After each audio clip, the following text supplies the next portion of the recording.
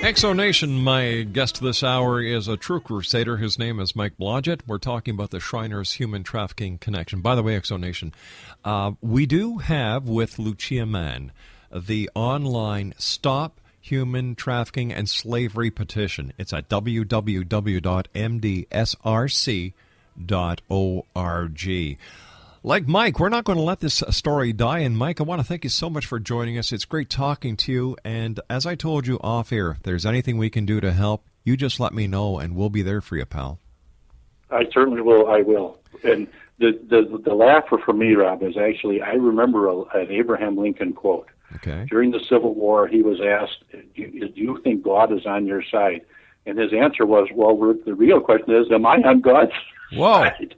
And that's really where this is. I can't take any credit. All this other work has been done. These anti-trafficking people risk their lives 24/7, 365 days a year. I'm just a little tail wagging out here, but I'm going to wag.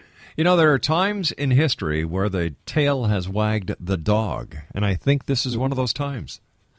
I hope and pray that it is, Rob, because this I cry almost every day when I ask myself, why did Marilyn Brown Rosenbaum, a state court judge, stop us from learning the names and trying to help the victims, where we had the proof of the human traffickers and they were lawyers appearing in our court? Is it possible that it's unbelievable. Is it possible she herself had a connection to the jesters? Well, it's possible, but what we learned later, which is in the petition at the Supreme Court for cert for the Ellis case, the jester attorneys wrote a secret letter to her asking her, number one, to take their case, and number two, to help them get out of this using an artifice scheme called res judicata, a legal doctrine that could never be applied in this case, and that's exactly what she did. And she did it after we had turned in the evidence of the trafficking. So somebody got to her. Unbelievable.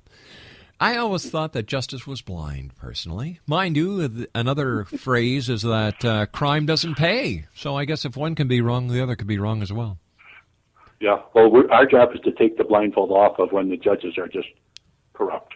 I guess, yeah. You know what? I can't agree with you more. And you know, I think what has to happen is that we have to realize that it's we the people, not I the person. And when you get enough people involved, change does happen.